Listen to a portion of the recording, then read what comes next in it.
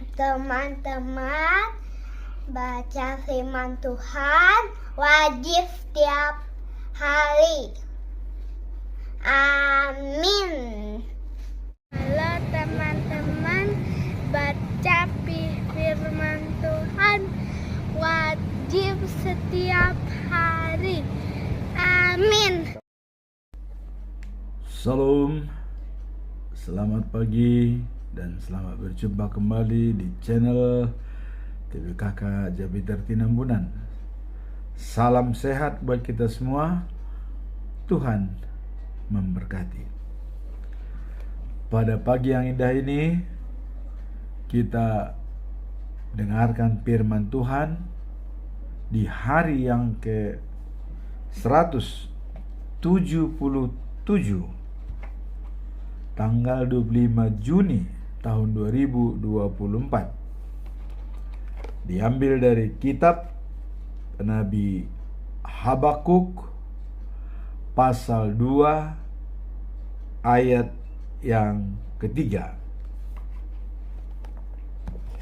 Dengan perikop jawaban Tuhan kepada Habakuk. Bagaimana ayat inti daripada Habakuk pasal 2 ayat yang ketiga? Demikian firman Tuhan. Sebab penglihatan itu masih menanti saatnya, tetapi ia bersegera menuju kesudahannya dengan tidak menipu. Apabila berlambat-lambat, nantikanlah itu. Sebab itu sungguh-sungguh akan datang dan tidak akan bertangguh. Itulah firman Tuhan pada hari ini. Nah, kalau kita lihat dengan bacaan pagi, diambil dari kitab Zakaria pasal 14 ayat 8 sampai 11. Nah, kalau kemarin dia ayat 1 sampai 7, lanjutan ya.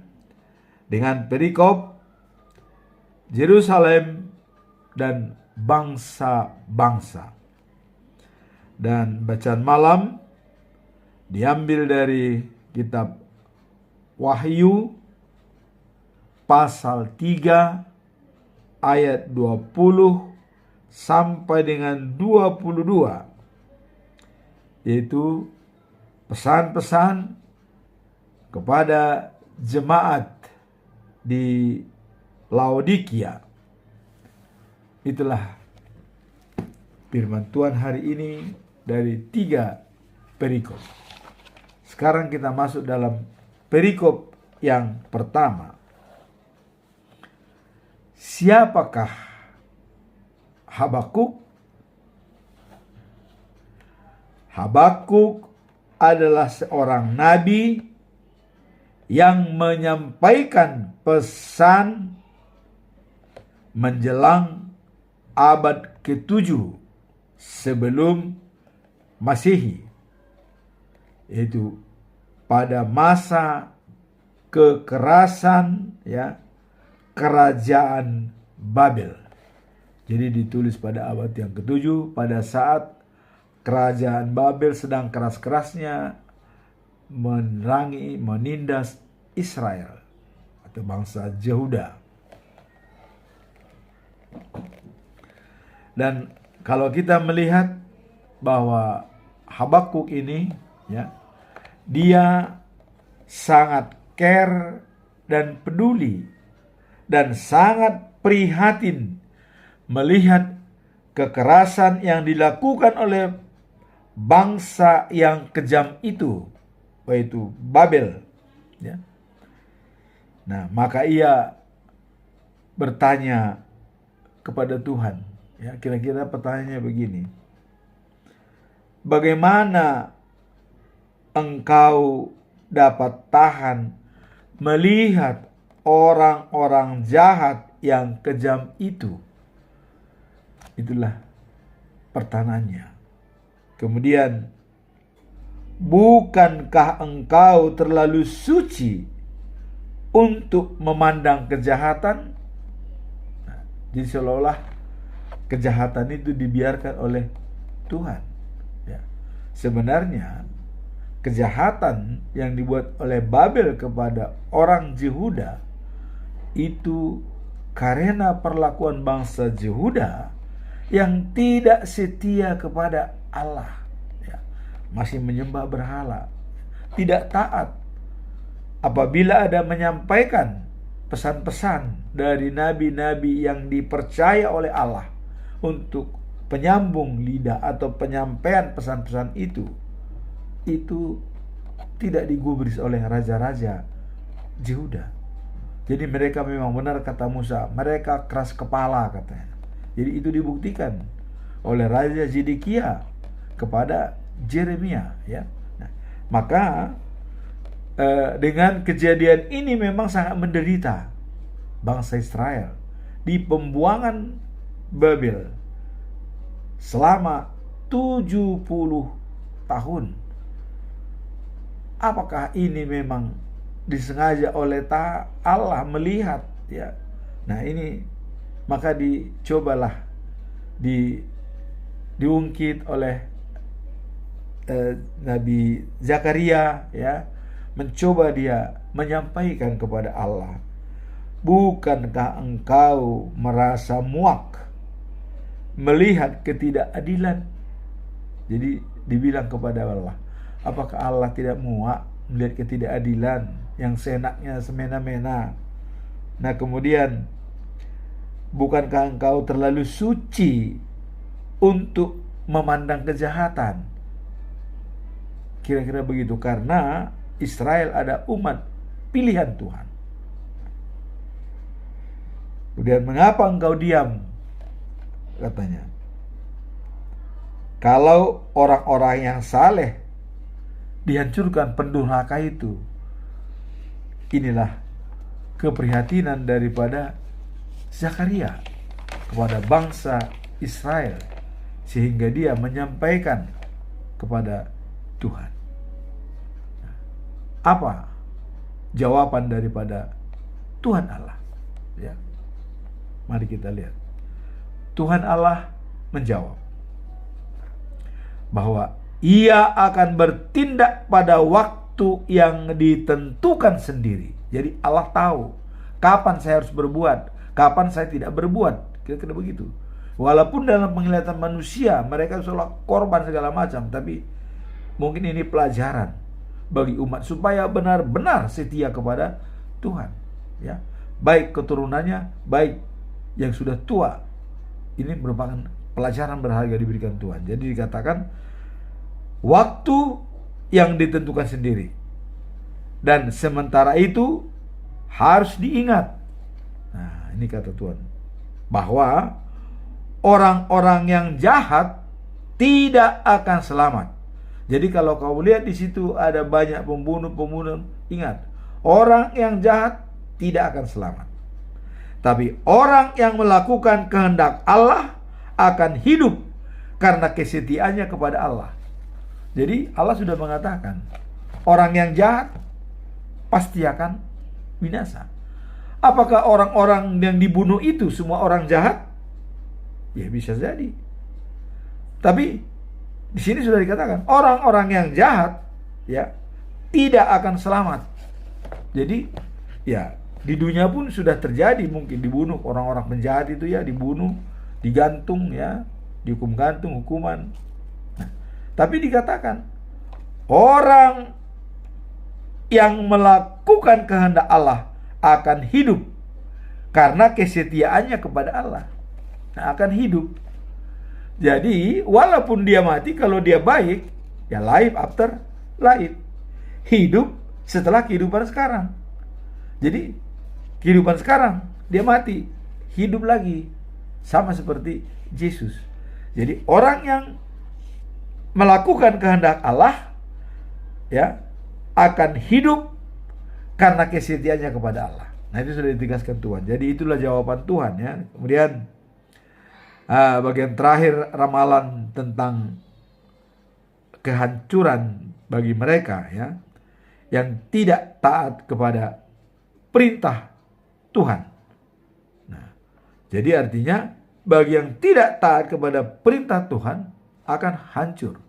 Termasuk ya orang-orang Yehuda, orang Israel yang dibuang ke Babel. Nah, makanya mengapa 70 tahun ya diberikan waktu begitu lama untuk membuat Israel supaya bertobat ya, supaya kembali. Nah, kemudian Habakuk mengeluh kepada Tuhan katanya. Jadi dalam perikop ini Habakuk itu mengeluh seperti keluhan-keluhan yang tadi ya. Dikatakan sejak dulu engkau adalah Allahku, adalah yang kusembah. Nah, kemudian engkau Allahku yang suci dan kekal. Nah, Tuhan Allahku dan pelindungku. Nah, ini pernyataan daripada Habakuk bahwa sejak dulu engkau adalah Allah. Engkau Allahku yang suci dan kekal. Tuhan Allahku dan pelindungku. Nah, kemudian Babel kau buat perkasa. Jadi ini mulai dia sadar bahwa yang membuat Babel itu perkasa adalah Tuhan. Untuk ya memberikan pelajaran kepada bangsa Israel. Tapi ada waktunya, ya ada waktunya, makanya diberikan cukup 70 tahun ya. Karena 70 tahun itu ya sedikitlah waktunya itu bagi Tuhan. Karena bagi Tuhan satu hari itu 1000 tahun bagi kita. Jadi itu hanya seperberapa hari itu 70 tahun ya. Nah, kira-kira begitu. Nah, kemudian dikatakan, tetapi bagaimana engkau tahan melihat orang-orang jahat yang kejam itu? Nah, jadi dikatakan bagaimana bisa Tuhan tahan melihat orang-orang yang kejam? Karena diberikan kekerasan kekuatan kepada Babel, ya, sehingga tega banget membuat kekejaman. Kemudian, ya, bukankah engkau terlalu suci untuk memandang kejahatan, katanya? Apakah Tuhan kan terlalu suci melihat kejahatan-kejahatan seperti itu? Inilah kira-kira keluhan-keluhan daripada Habakuk ya, sebagai nabi yang setia kepada Tuhan. Nah, kemudian dicontohkan lagi seperti Kain katanya kan. Jadi Babel itu ya seperti Kain lah menangkap orang-orang itu ya, dipancing, dikail, diseret, dijala ya, katanya seperti itu. Nah, kemudian mereka akan terus menghukum dengan pedangnya dan membunuh bangsa-bangsa tanpa ampun. Nah, kemudian setelah semua ini diutarakan oleh Nabi Habakuk, dan Tuhan menjawab. Inilah jawaban Tuhan. Begini kata Tuhan, ukirlah dengan jelas pada kepingan tanah liat apa yang kunyatakan kepadamu, supaya dapat dibaca dengan mudah. Nah, jadi sekarang Tuhan akan menyatakan kepada Habakuk, tulis dalam tanah liat ya, supaya jelas terbaca oleh semua orang. Nah, catatlah itu, katanya, sebab sekarang belum waktunya, tetapi saat itu segera tiba, dan apa yang kunyatakan kepadamu pasti akan terjadi. Meskipun tampaknya masih lama, tetapi tunggu saja, saat itu pasti akan datang dan tak akan ditunda. inilah yang disuruh oleh Tuhan supaya dicatat oleh Habakuk, ya, dicatat oleh Nabi Habakuk, Zakaria, ya, Habakuk. Zakaria nanti adalah bacaan pagi, ya. Nah, catatlah kata Tuhan kepada Habakuk, Nabi Habakuk, bahwa itu pasti akan terjadi dan tidak akan ditunda. Meskipun tampaknya masih lama, tetapi tunggu saja. Saat itu pasti akan datang. Inilah pesannya, sesuai dengan firman Tuhan pada hari ini, yaitu sebab penglihatan itu masih menanti saatnya, tetapi ia bersegera menuju kesudahannya dengan tidak menipu. Apabila berlambat-lambat, ya, nanti kala itu, sebab itu sungguh-sungguh akan datang dan tidak akan bertangguh. Itulah ayat hari ini. Nah, kemudian ada pesan moral, ya, dari Tuhan mengatakan begini: orang yang jahat tidak akan selamat, nah, apabila tiba waktunya, ya. Tetapi orang yang melakukan kehendak Allah akan dapat hidup karena kesetiaannya kepada Allah. Nah, jadi sambil menunggu waktunya kapan, dan itu adalah hak prerogatif daripada Tuhan, ya. Kapan waktunya? Sabar menunggu. Nah, cuman pesan daripada Tuhan dikatakan, orang jahat tidak akan selamat, tetapi orang yang melakukan kehendak Allah akan dapat hidup karena kesetiaannya kepada Allah. Contoh yang sudah hidup itu adalah Yesus Kristus. Mati disalibkan, bangkit di antara orang mati di hari ketiga, dan naik ke sorga dan duduk di sebelah kanan Allah Bapa. Dan dialah nanti penghakiman terakhir, ya. Yesus akan datang ke dunia ini. Sabar kita menunggu waktunya kapan akan datang.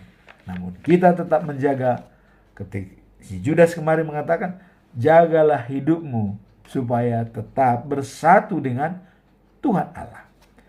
Nah, kemudian kalau kita lihat bacaan pagi, yaitu Zakaria pasal 14 ayat 8 sampai 11, ya. Buku Zakaria terdiri dari 2 bagian. Buku Zakaria ini, ya. Nah, pertama yaitu berisi ramalan-ramalannya yang disampaikan pada abad ke-520 dan sekitar 520 dan 518 sebelum Masehi. Ramalan-ramalan dalam bentuk penglihatan, yaitu penglihatan dan membicarakan perbaikan Yerusalem, ya. Kemudian membangun kembali rumah Tuhan yang sudah hancur lebur, ya, dibuat oleh Raja Nebukadnezar. Jadi Yerusalem yang dulu begitu megah dibangun oleh Raja Salomo itu sudah hancur, bahkan ada emasnya dicuri oleh orang-orang dari rumah Tuhan.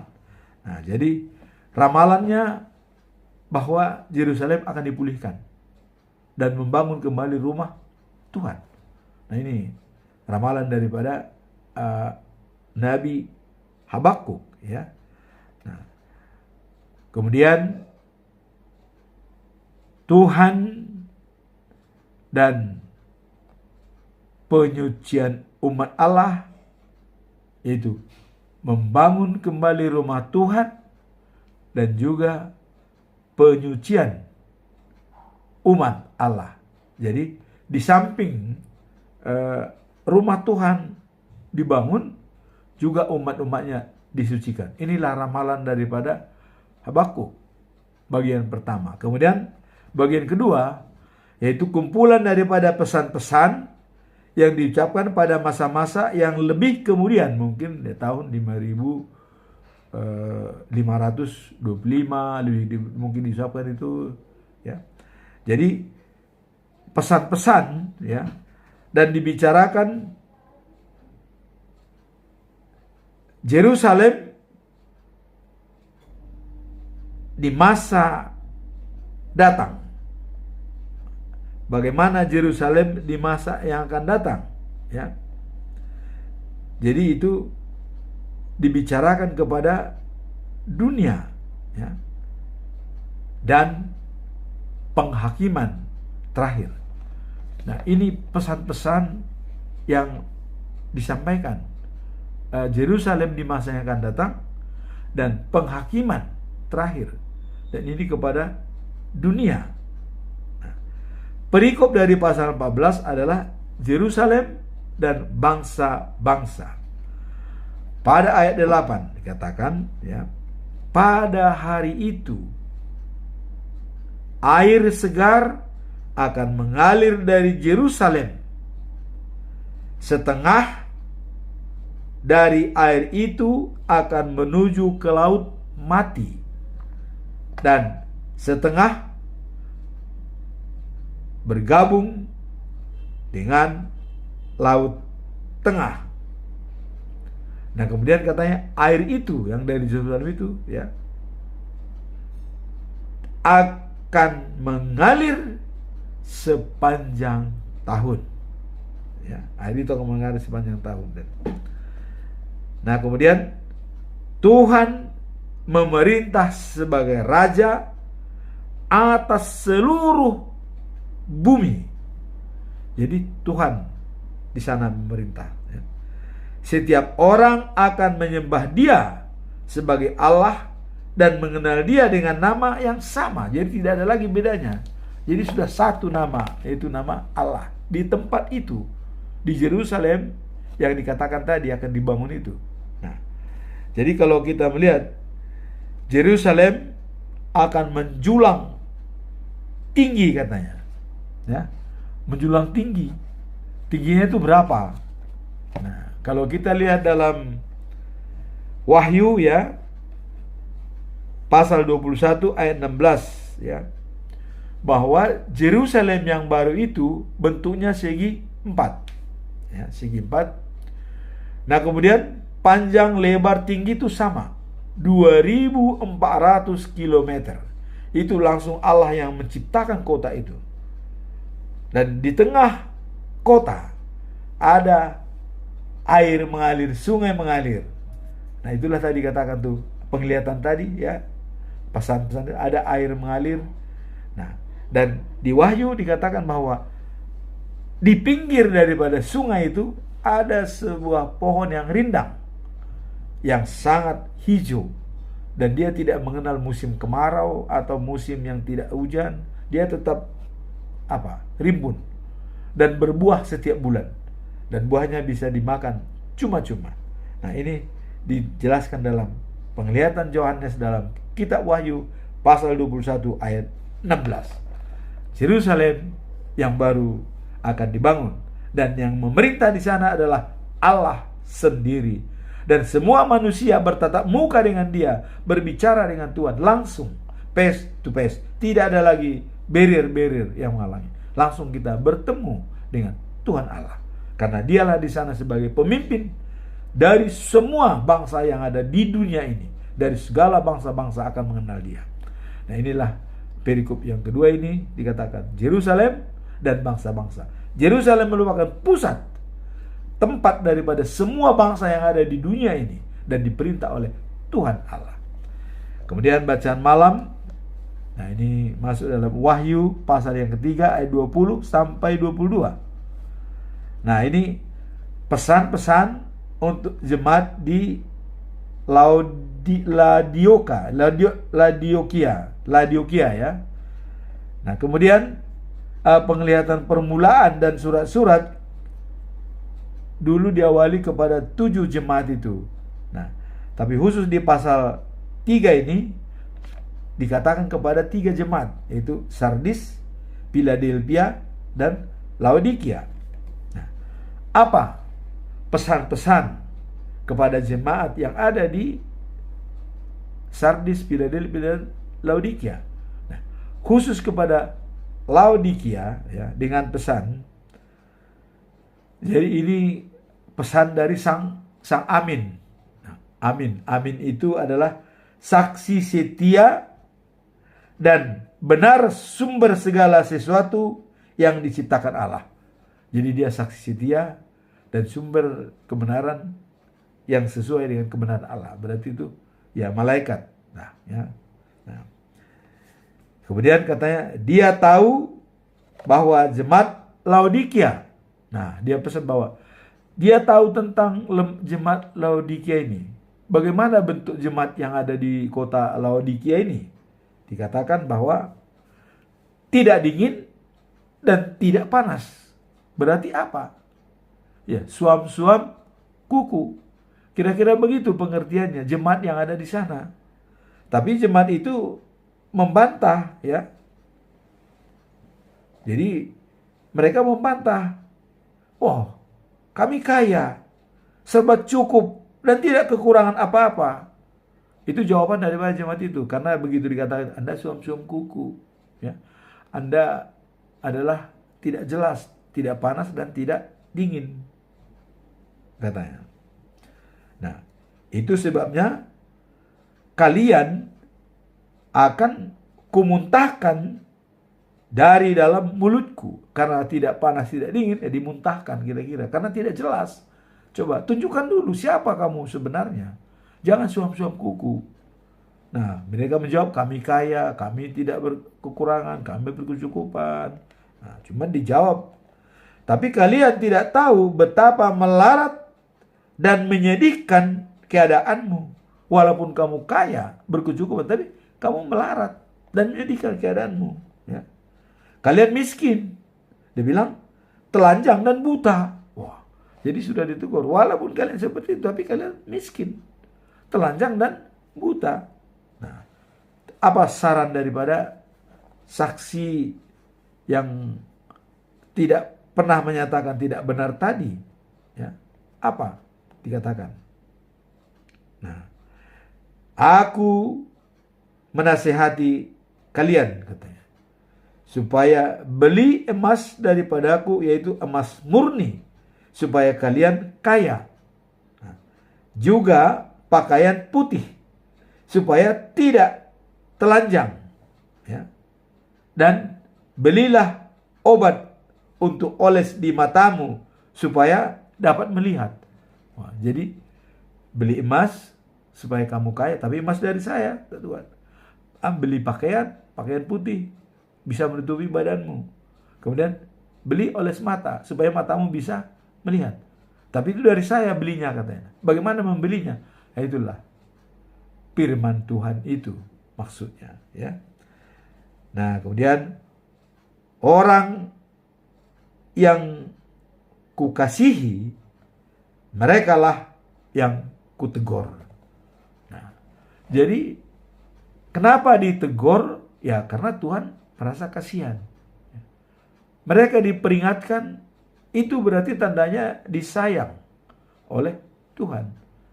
Dan orang yang dikasihi akan ditegur. Nah, kemudian aku mengetuk pintu, kau dengar dan bukalah, supaya saya masuk, kita bisa makan bersama. Jangan tidur, ya, diketok tidak dibuka, sehingga kalau kau tidur tidak bisa kau buka, bagaimana mungkin kau bisa bersamaku? Bukalah pintunya supaya bisa bersama-sama dengan saya. Nah, kemudian dicontohkan, lihatlah, ya, mereka yang menang, ya, aku masukkan dan duduk di tahtaku, sama seperti aku telah menang dan duduk bersama Bapakku. Jadi ini jelas-jelas dari Tuhan Yesus ini, pernyataan ini, ya, yang mengatakan ini. Kata-kata ini dari Tuhan Yesus, ya. Aku mengetuk pintu, bukalah, supaya kita bisa bersama-sama dengan makan. Nah, karena mereka yang menang, ya, akan masuk dan duduk di tahtaku. Sama seperti aku telah menang dan duduk di tahta Bapa. Nah, jadi contohnya adalah Tuhan Yesus yang sudah memenangkan kematian dan duduk di tahtanya dan di sebelah kanan Allah Bapa untuk menghakimi orang-orang yang baik atau jahat.